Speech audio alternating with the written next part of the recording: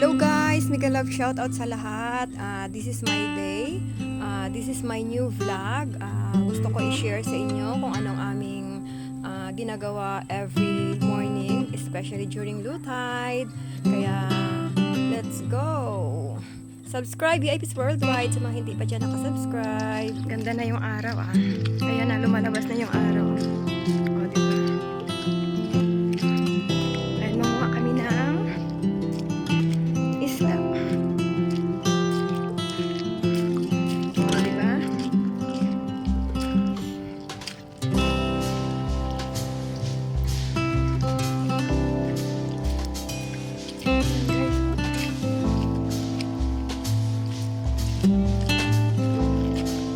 Ganito kailangan magising para pumunta ng laot. Ay, hindi naman to laot, tabing dagat.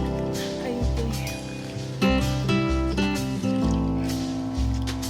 Ayan guys, dyan kami ng walang isla.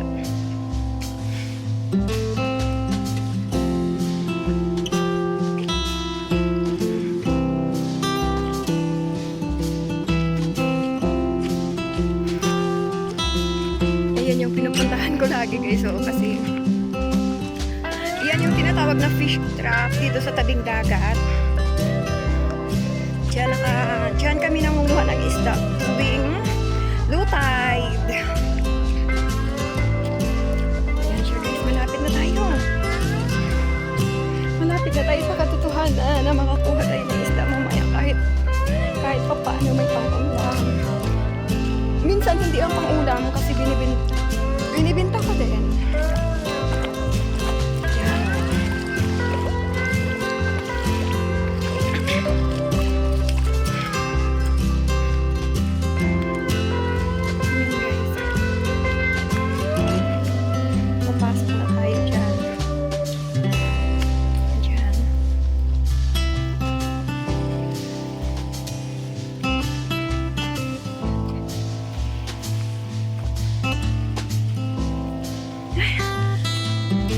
Ayan, malapit na.